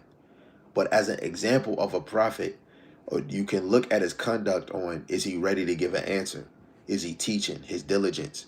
And how can you look at somebody diligent? Go on their channel, see if they always feeding, see if they're consistent, right? See if that same believer is under other men. Oh, I'm doing this on my own. It's me. I did this by myself, right? Is he humble? Militant, right? No, it's not me. It's all Yahweh Shem Shai. But I learned under other men. Rehoboam, he had two things to do: is to listen to the counsel of the old men and he listened to the counsel of the young men. His ass chose to listen to the young men instead of listen to the counsel of the elders that builded and gave counsel to his father. The Lord is bringing that order back where the Lord did the heavy lifting through men before us. Okay, I just wanted to say that statement. It was another precept I was going to get, but Salaki. Oh, yeah. This is it. I got it back. This is Matthew chapter 10, verse 28. Just because he said, then the Lord say, fear not. It says, and fear not them which kill the body, but are not able to kill the soul, but rather fear him which is able to destroy both soul and body in hell. Right? The Lord didn't give us the spirit of fear of man, but we're supposed to fear Yahweh by Hashem Yahweh Shai in a form of reverence and to be terrified. Right? I respect the Lord by doing what he tell me to do. It's the same as a father telling his children, hey, don't do this. And then I go to work and I come home and my child didn't do it. That shows that they respect me, but they have fear like, yo, if we do this, what if dad pop us? So they don't do it so they don't get a whooping. A lot of y'all make fear some simp tactic. I'm afraid of the Lord who made your body, created air that you don't see. He can stop you from breathing, man. He can make you have cancer. He can put a spirit on somebody else to come and rob you and shoot you right in your damn head. Okay? So this other person said, my favorite verse is Matthew 16:26. What profit it is to a man if he gains the whole world but loses his own soul? Or what will a man give in exchange for his soul? You sound scared. Through the spirit, if I was a 2/3, I would be scared too, right? If you scared, you not of him. Wait, what? What verse is that? Show a verse, kind fellow friend. The water Sam, he dropped it. Proverbs 9:10, it says, the fear of Yahweh Shema Shai is the beginning of wisdom, and the knowledge of the holy is understanding, right? The fear of the Lord is a good thing. It's the beginning of wisdom. And I said this earlier, so since Samuel Waller brought that out, that's a message that I should bring this one out. Sirach chapter 1, which is a beautiful chapter on fear. A lot of y'all not reading. You're just saying a lot of things and you're not reading, right? This is Sirach chapter 1. And I'll just go to the point. Verse 14, it says, to fear Yahweh by Shema Shai is the beginning of wisdom, and it was created with the faithful in the womb. So if I'm scared or if I fear the Lord, I was created with this fear. You know, gotta be honest, I was created with this fear. In the Bible, it says, don't be scared of anything but God. Okay, hey, I see you. Hebrews, from the brother Yeremiah, Hebrews 10:31. It is a fearful thing to fall into the hands of the living power. Same precept Sam brought out. It's a fearful thing. I think we should be scared. Okay? I think we should be scared. Right? Ecclesiasticus, the 19th chapter, verse 18. Imagine when them little kids was making fun of Elisha, calling him bald head, and then Elisha threw curses at him, and 2 she-bears came. I bet you them children were scared. Not only the she-bear, but I was just mocking a man of the Lord. Keep playing if you want to. Sirach 19:18. Hold on. Y'all brothers moving quick. It says, the fear of Yahweh Shema Shai is the first step to accept of him, to be accepted of him. In wisdom obtaineth his love. So fearing the Lord is the first step. You bugging if you don't fear the Lord, right? And that fear is beyond human a human understanding, man. Right? We talk about the creator that created things that you see and don't see. The Lord can really just make you descendant if he want to. You know, like the Lord put you in captivity. Are you kidding me? Proverbs 1:7, it says, the fear of Yahweh Shai is the beginning of knowledge, but fools despise wisdom and instruction. That's the whole point. If you despise the scriptures, precepts coming out, right, you despise this wisdom. Yeremia just brought a beautiful point. So when you go to Wisdom of Solomon chapter 3, verse 11, it says, for whosoever despiseth wisdom and nourish, he is miserable and his hope is vain. Their labors unfruitful and their works unprofitable. So if you despise wisdom and nourish, you're miserable. Okay? That's why every man and every woman should be living off what precept is coming out next. What book am I reading? What lesson I'm going to watch? Right? Because what does it do? It keeps you steady. It keeps you molded. It don't keep you comfortable. It keeps you alert. Okay? Proverbs 15:33. The fear of Yahweh is the instruction of wisdom. And before honor is humility. Right? This is instruction, man. Isaiah 11:2. And the spirit of Yahweh shall rest upon him, the spirit of wisdom and understanding, in the spirit of counsel and might, in the spirit of knowledge and of the fear of Yahweh. This is speaking about Yahweh Shai. Even Yahweh Shai feared his father. And fear shows a form of reverence. When you go in the New Testament, did not Yahweh Shai fulfill the commands of his father? That showed he feared him in a form of reverence and terrified. Make it make sense. When you are a father and you popping your child and they know if I keep doing this, he gonna pop me. I'm not about to do it no more. They fear that you gonna whoop them again.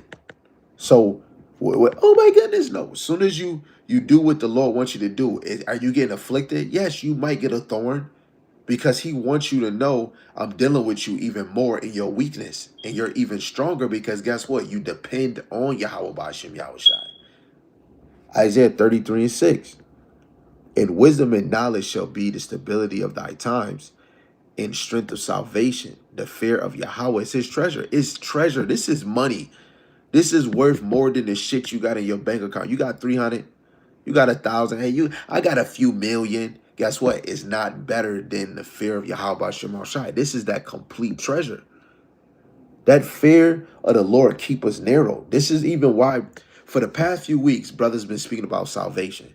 And it's not only because of Genesis. It's because now we understand even more why it's important to bring out the basic, right? To bring out salvation.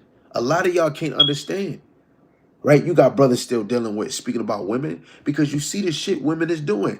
That's important.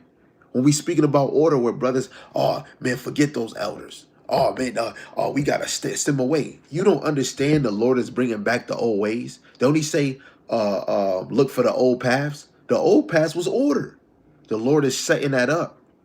You know, this is why wisdom and knowledge is going to be the stability of our time now and for what's about to come.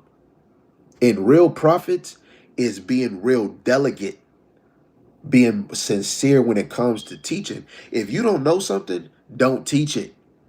If you do, I just came out with a new breakdown and a day later you about to bring it out. No, a real student is going to wait until they actually got it. They've been persuaded through the spirit. And of course, we're going to pray before. A lot of brothers I know outside of these things, outside of these lives, is brothers that's claiming this truth. And I bet you they not praying to Yahweh Shema Shai to guide them in the lesson that they doing. Then they come out of nowhere and say some bullshit. The Lord is showing the red flags of false teachers, man. Okay? Brothers put Exodus 34:7, keeping mercy for thousands, forgiving iniquity and transgressions and sins.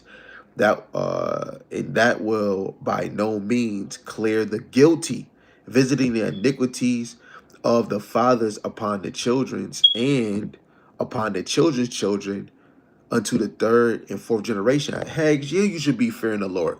Because whatever you have done, the Lord has the records. He has the records. Okay?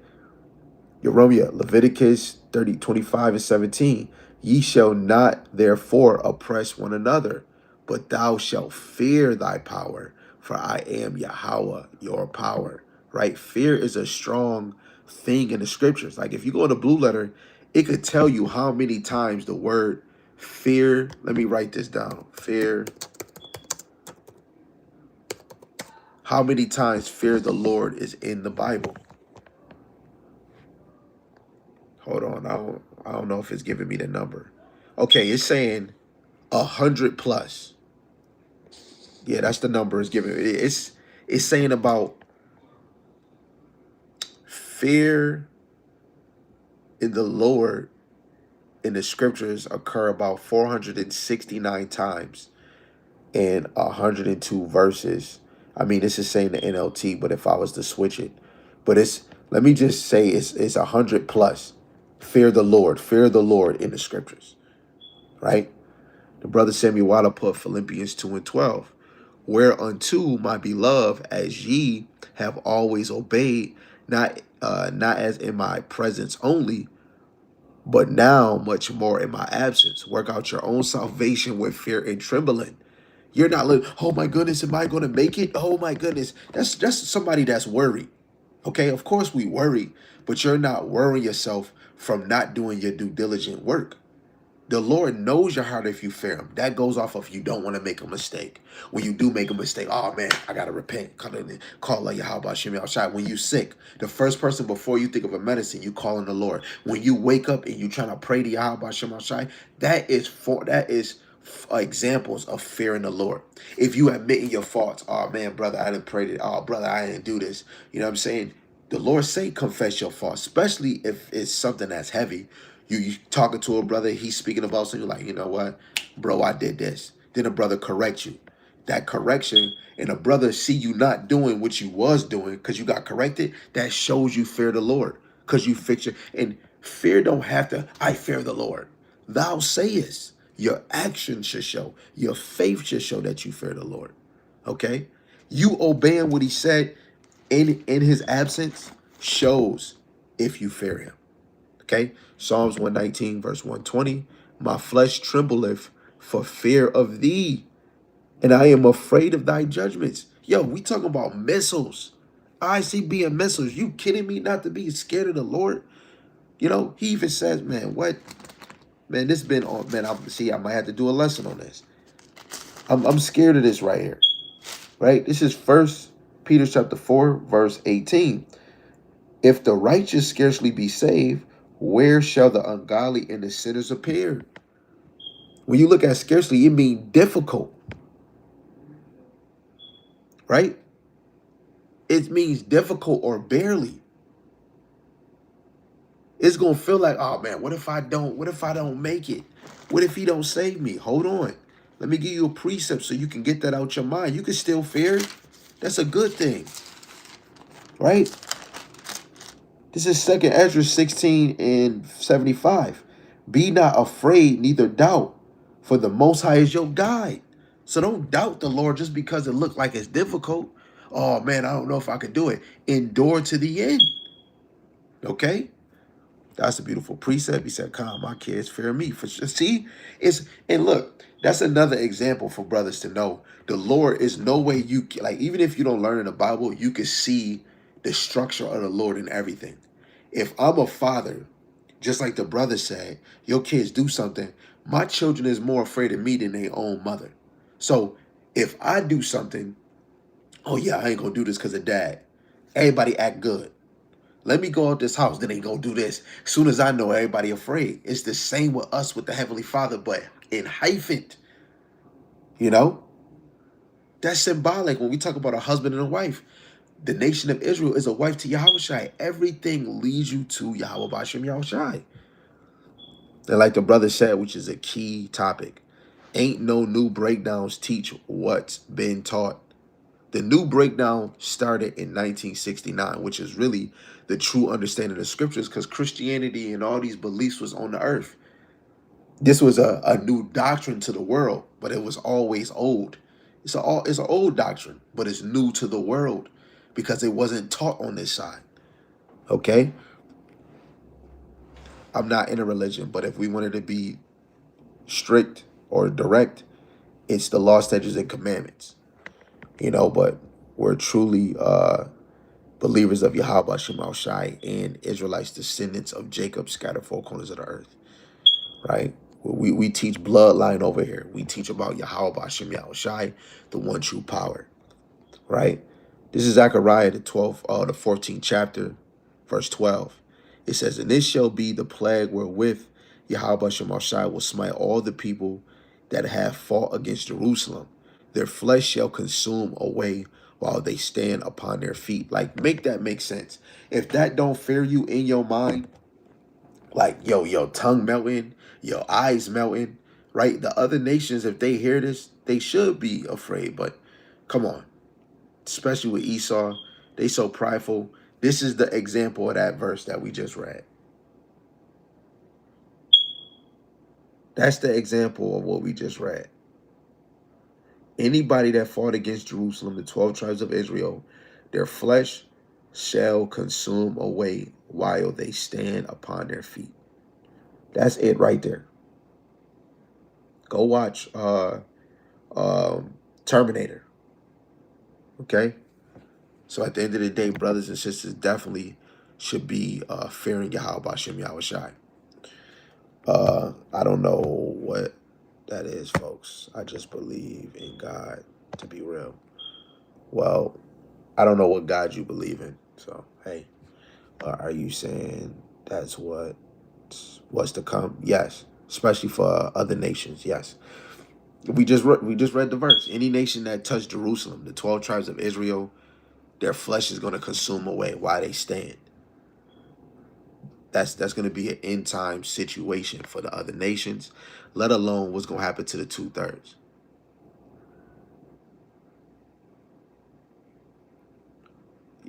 Yes, is one most high Yahweh, and is one mediator, Yahweh Shai. Now, if you Muslim, just say you Muslim. you know, that's just another false thing too, right? So let's get into it. We almost done. I ain't gonna hold y'all too long. Beautiful precepts to the brothers, right?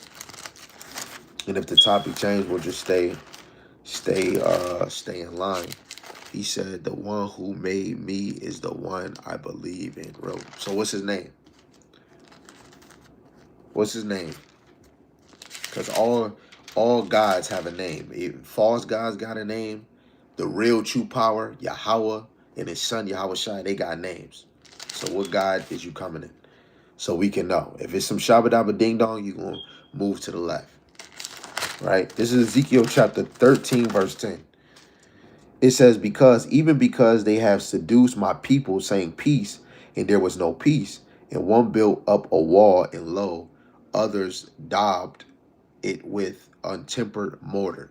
Right? So instead of preparing Israel for tribulation, which we're reading about destruction, fearing the Lord, if you're not preparing on getting yourself in order with the Lord inwardly, right? Your faith, right?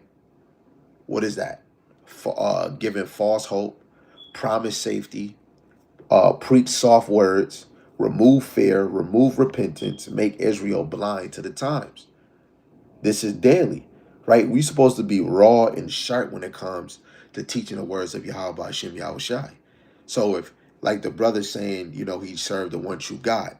Somebody asks you a question, what's your God name, right? You're supposed to be firm in it, right? Because we don't want to be selfish in the faith. We don't want to be selfish with the Lord. And he gave us the blueprint, which is the scriptures, where you're supposed to feed the sheep. If you have information, you should be telling people. And then as soon as you tell it, it's going to know if you are a prophet of the Lord, let alone if you teaching truth. If you teaching bullshit, what a prophet is going to be stern in his teaching. Yahweh Shai was a stern man, right? Let's get that parable in Luke the 9th chapter. And I'm going to make that quick. Dealing with the 10 pounds. Where is it at? I knew he was an all stern man.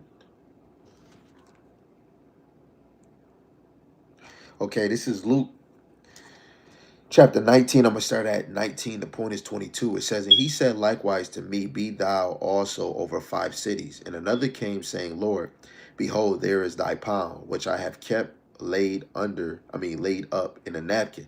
For I fear thee, because thou art an all stern man. Thou takest up that thou layest not down, and reapest that thou didst not sow. And he saith unto him, out of thy own mouth I will judge thee, thou wicked servant. Thou knewest that I was an all stern man, taking up that I laid not down, and reaping that I did not sow. Now, this is a parable. It's an earthly story, but a heavenly matter. This is Yahushua really speaking of, first really speaking about the teachers that's given the pounds to double, which is them planting seeds and being fruitful. Those that are really the servants that are not bringing forth fruit of for repentance, guess what? Those men are going to be thrown in outer darkness. But this man, instead of doubling it, planting a seed, letting it grow, he hid it under the saving and said, I was afraid of you. You're all stern. All stern means rough or harsh. How Yahushua was solid. He wasn't soft when it came to teaching and about Yahweh Hashem Yahushua. We make it seem soft. He showed he really loved his brothers and sisters, the nation and the elect. How? Because he laid himself down. You think that's some soft stuff? That's real. You laying yourself down and then speaking about it? That's not soft. That's something real, man. Right? Let me get that. What is it? St. John chapter 15 in verse 13. He says, greater love have no man than this, that a man lay down his life for his friends. How many of us can really say we're going to lay our life down? I'm not saying I love my friend, I'm going to take a bullet from him. No, we talking about this man laying himself down and our sins being upon him. All our sorrows, our iniquities is put on him so that we can have a chance to get back to the Father by his blood. No man ever did that. If you did, you would have been in Yahushua's shoes. You didn't. But what's the small example of that?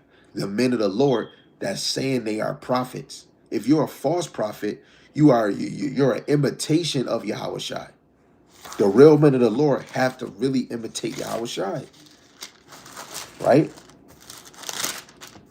Let's get this classic verse I'll keep going to in 1 John, the 2nd chapter, verse 6. It says, he that saith he abideth in him ought himself also so to walk, even as he walked. Yahushua didn't need to be ministered unto. He came to minister. Minister means to be a servant. Let's look at Rehoboam. Rehoboam was a king. If we was to connect him to Yahushua at the time of Yahushua, Rehoboam at the time would have been in a higher stature than Yahushua, because Rehoboam, not Rahab, Rehoboam was a king. Right? Let's get this real quick, and I'm gonna get Sam's point. But we got to get this real quick. What did the elders tell him, man? So like I'm getting so excited. I'm in 2 Kings. 1 Kings chapter 12, and I just want to get to the main point. So please bear with me. Let me see. Let's get it. Okay, here we go. This is 1 Kings chapter 12, starting at verse 5. And he said unto them, depart yet for 3 days, then come again to me. And the people departed. And King Rehoboam consulted with the old men that stood before Solomon his father while he yet lived, and said, how do ye advise that I may answer this people? And they spake unto him, saying, if thou wilt be a servant unto this people this day, and wilt serve them, answer them, and speak good words to them, then they will be thy servants forever. The men of the Lord are servants to servants. Are you kidding me?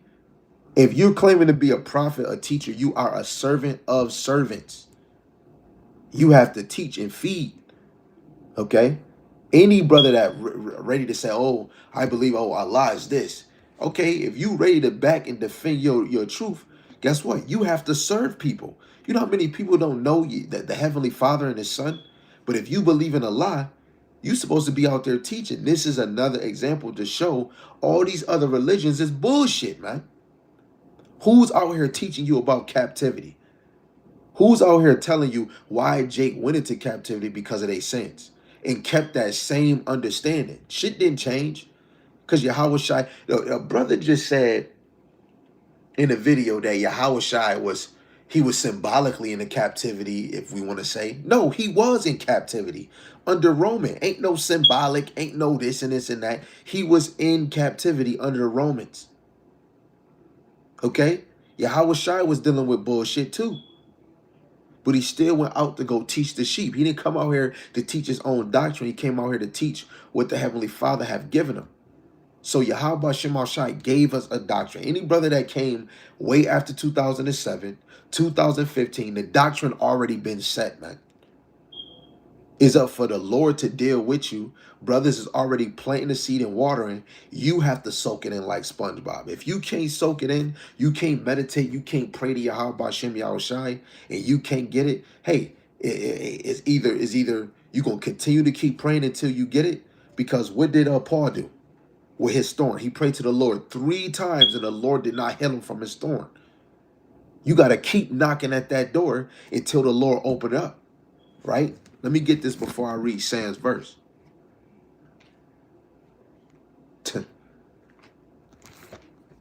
Yup. You wasted your time. You wasted your time coming on this live. Literally wasted your time. I'm about to read your precept, Samuel. This is Revelations 2:20. It says, "Behold, I knock at the door." He's speaking about the mind, right? Because if Yahweh Shai is the door, but he's knocking at the door, this is not him talking about himself. He's talking about you. Your mind is the door. Because where do you think? Your mind. And knock. And if any man hear my voice, what is the voice? St. John 10. It's the prophets. It's the doctrine that the prophets is bringing forth. Open the door. Open your mind. And I will come in to him and will sup with him and he with me. When we're watching lesson, Yahweh Shai is supping with you. When you're putting your attention to it. It's times where I'm watching a lesson and I'm reading. I'm hearing it, but then I'm hearing this. I just got that on for, background. But if I put this aside, or if a brother doing a lesson, I'm going, oh yeah, let me see this precept. Okay, he said that, boom, boom, boom, boom. And oh man, that's a fire precept. Let me pause it. Guess what? The Lord is supping with me because I'm paying attention to the lesson. This is the same thing right now, regardless if you believe it or not. The Lord is supping with you. Oh, brother, you saying you Jesus? You saying you Yahweh Shai? No, I can never be him. But I can tell you something. Let's go to Hebrews chapter 1, verse 2. But let's start at verse 1. Oh yeah, I gotta read the brother's precept.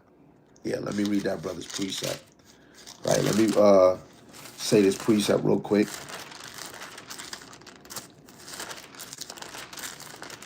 Hebrews 1:1, it says, "The Most High, who at sundry times in diverse manners spake in time past unto the fathers by the prophets, and have in these last days spoken unto us by his Son, whom he have appointed heir of all things, by whom also he made the worlds." Has anybody physically seen Yahweh Shai come and teach them? No.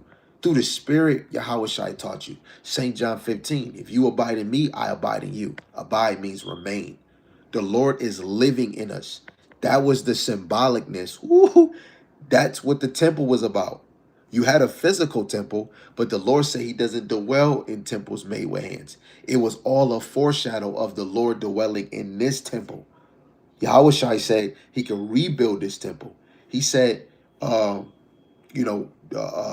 can't defile this temple because the Lord dwells in this temple.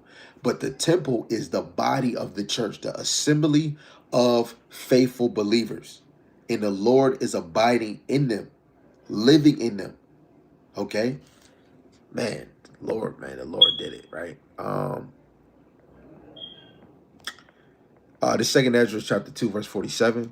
"So he answered and said unto me, It is the Son of the Most High, whom they have confessed in the world.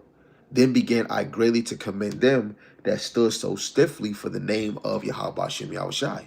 And that's a very plain, beautiful scripture, because each day You want to find yourself standing boldly in the name of the Lord. People think it's Yeshua, Yatua, and all these other things. But 2nd Ezra, the 3rd chapter, verse 34 says his name is only found in Israel. So that means it has to be a particular name that's on the earth that the Israelites is saying today. And no other nation is saying it because his name is only found in Israel. Yes, you can get deep. That means people that's living in the name and this and that. Yes, you can say that. But it's literally what it means. His name is only found in Israel. So as a collective, you only see Black, Latino, Hispanics, and Native Americans saying Yahweh, Ba'ashem, Yahushai, Ba'ashem, Rakah, Kodash. You don't see no other nation saying that. St. John chapter 8, verse 31 and 32. Then said Yahushai to those Jews which believe on him, if ye continue in my word, then are ye my disciples indeed, and ye shall know the truth, and the truth shall make you free. Plain and simple. The truth is Yahushai. St. John, the 14th chapter, verse 6. But Yahushai is the volume of the book. And guess what? They didn't have the Gospels in their hand at the time of Yahushai. So the word is speaking about the volume of the book, right? And truly, Yahushai has to abide within you, right? The Rakah Kodash, the spirit of truth, right? Let's get that one too. Since the brother just said that. The spirit of truth, the spirit of truth. St. John 14. This St. John chapter 14 in verse 16. It says, and I will pray the Father, and he shall give you another comforter, that he may abide with you forever.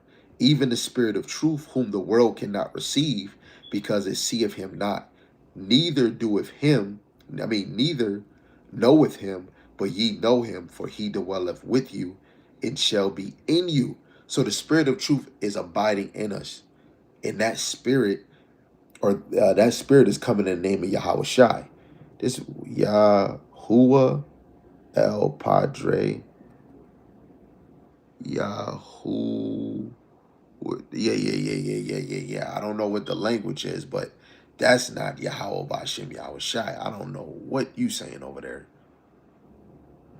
But hey, all praise to Yahweh Ba'ashem Yahushai that he allowed us, to get this understanding on this side. We're going to bring out a few more, then I'm going to let you guys go. So let's get this in Acts, the 20th chapter, right? If we a clown, then just slide to the left. We don't need you here. You just became a video. This is Acts, the 20th chapter, in verse 28. It says, take heed therefore unto yourselves and to all the flock, over the which the Rakah Kodash have made you overseers to feed the church. This is what the real prophets is. They're overseers. They're watching everything. They're watching the food people, their brothers eat, the water. Hey, do we need to, dump that water out, put new water? Do we need to trim the grass? Like sheep, when their hair grow, they need to get shaved down. Oh, you know what? Like, do we got to cut them down, shave their hair? Do we got to clip their nails? You got to be an overseer of the sheep to feed the church of the Most High, which hath purchased with his own blood. He didn't lay himself down for a building. A lot of y'all think the church is a building. No, the church is the people. It's the assembly of Israelites, the assembly of citizens. The church is us. He laid himself down for it, right? For I know this, that after my departing shall grievous wolves enter in among you, not sparing the flock, which we see this even more now. There's a pack of wolves outside, man. Also of your own selves shall men arise, speaking perverse things, and draw away disciples after them. Right? Draw away disciples after them. This is why you have to be cautious on who you watching.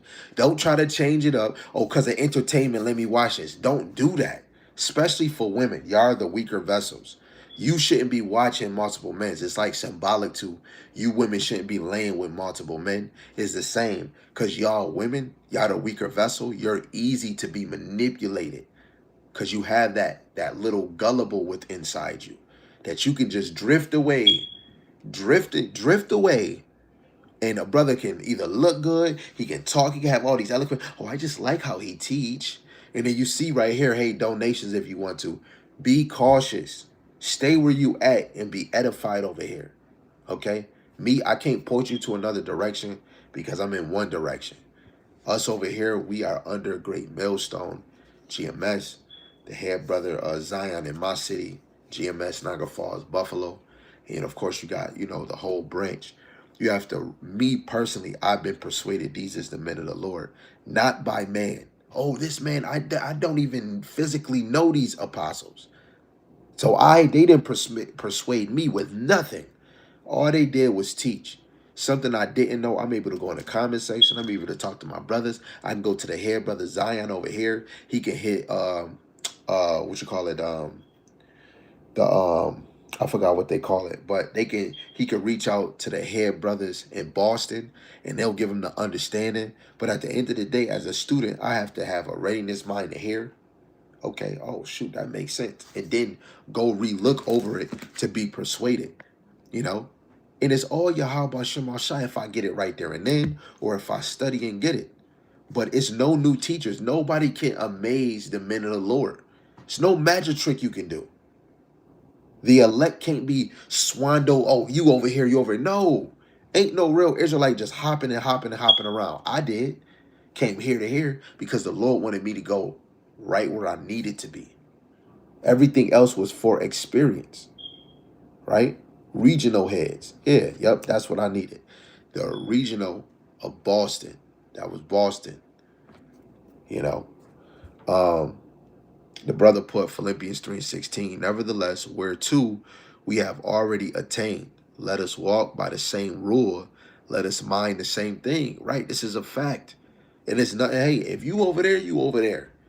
Don't come over here, because as soon as you say some shabba dabba ding dong, we're held accountable and we have to make sure the truth is being taught on our platform. Okay? We have to make, oh, you know what? We teach 100% truth. Okay, you saying this? Okay, now we're going to get a right breakdown. Boom, boom, boom. You have to be thinking about the sheep. It's not about the views. It's not about popularity. It's not about, oh man, I can't wait to get on this podcast. F that podcast. F popularity. Is it the truth? Okay? Learn about what comment? Oh, weaker vessel? Oh, that's plain and simple. Shalom to the brother Shem Yawala. We about to close very shortly. This is 1 John chapter 2, verse 21. It says, I have not written unto you because ye know not the truth, but because ye know it, and that no lie is of the truth. So whatever's coming out these scriptures, from parables, dark sayings, prophecies, and law, it cannot be a lie. Now, yes, we're human. Some brothers might slip. But if you get caught slipping, you catch yourself or another brother, are you willing to take the correction? And after you take the correction, teach the correct way. And this is what you have to understand. The same thing that's going on now been going through all through history. Right? So again, for the other brothers and sisters, be aware of false teacher. So what we read in Acts, the 20th chapter, verse 28 to 30. For I know this, that after my departing shall grievous wolves enter in, speaking perverse things to draw away disciples, believers, students, learners. So Paul was warning us of false prophets entering secretly. St. John 10, verse 1. If anybody do not come to the door and come another way, what is he? Let's get that real quick. Oh yeah, we about to slow down because I'm with that. Another thought and another thought is going to come, man. This is St. John chapter 10, verse 1.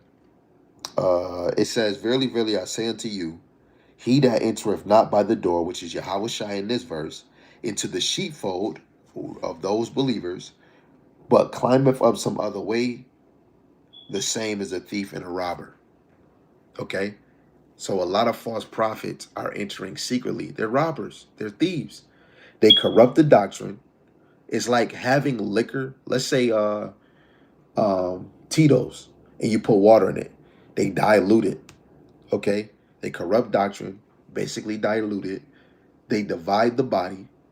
They draw followers to themselves, basically feeding their own bellies. Calling the wrong men a prophet gives him access to the sheep. Okay? You know, you don't want to be boasting brothers' heads up. You know, I used to do that when I knew a brother had um what is it? Doubt in themselves. They didn't have that courage from what I thought. So yeah, man, you did good. And brothers be like, yo, stop blowing that brother head up, because you could tell that this brother thinking a little more than himself. And you know, whatever, regardless if a brother say you're doing a good job, you on fire, always perform humility. Like, hey man, I'm trying, but it's all Yahweh Hashem Shai. I can't do nothing without him. Always want to be humble. And most false prophets feed off of ego, you know, feed off of attraction, pulling women and all this other stuff. So the elect must protect the reputation of the word. This is why we defend this truth. When a man claiming to be a prophet falls, mockers blame the scriptures. The faith is spoken against. The weak stumble. The wicked become bolder. Calling a man a prophet too quickly creates confusion and damage. And the prophets, we're all about damage control. I'm not here to rub you on your back all the damn time unless you're laboring with me. But soon as you mess up, that video is not only getting on your ass, you're supposed to look at it and be like, oh, snap, dang. Look at yourself, analyze, examine, be like, you know what, man, you know what? That brother right through the spirit. Let me fix this. A lot of y'all get so upset and can't change. But guess what? Some of y'all was set up to drift the sheep away. And that means whoever you drift away was not of the elect, right? So instead of me continuing, let me see, do I want this? I'm gonna just say this. What's at stake for every man and woman of this truth or those that's not in this truth? Souls, the doctrine, the purity of the ministry, the safety of the flock, the honor of Yahweh Shai, which people say we don't honor Yahweh Shai. It's just all praises to the Most High. You can't get to the Most High without Yahweh Shai. Okay? This is freaking bugged out. Okay? The mission of the elect. That's at stake. This is the key importance. Okay? The elect must be extremely careful, slow, and spiritual before giving any man the title of a prophet. And of course, some of the elect come from rough areas and they're growing. All this time is a growth, what they call it, a growth sprout. That's all we doing right now is just growing through the spirit. So that in that time when all hell break loose, he said, in that day, my chosen shall be known. Okay, so everything you do on this side, don't waste the grace period. Be grateful and always attend and run the race to finish. Don't run the race to just show I'm running. Mom, I'm on TV. Look at me. Run the race to finish. You're pressing towards the mark. Keep moving. Keep the motion. Duck and weave. So for those that's pursuing, this truth, those that's teaching this truth, always examine yourself if you're teaching the truth. And those that are sheep, always examine those that you're watching if they're teaching the truth. 2 witnesses is better than 1. 3 witnesses is better than 2, so on and so on. But you want to be surrounded around those that are all teaching the same thing, because that's the way about being persuaded on the truth. Okay? But with that, I'm going to give all praises, glory, and honor to the one true power that always makes this all possible. Yahweh, Ba'ashem, Yahushai, Ba'ashem, Rakah, Quadash. And double honors to the elder apostles and the elders of Great Millstone who rule well and teach well through the Spirit. A mighty shalom to the hopeful elect that are scattered 4 corners of the earth. In the same Spirit, Lord willing as a whole, that shall continue in sound doctrine. Shalom to the Aquaf, the sisters of this faith and this truth. Lord willing, you continue to pursue your lot. And Lord willing, Yahweh Shemel Shai has mercy on the other brothers and sisters not in faith. With that, shalom, shalom, abab, abal, shalom, shalom.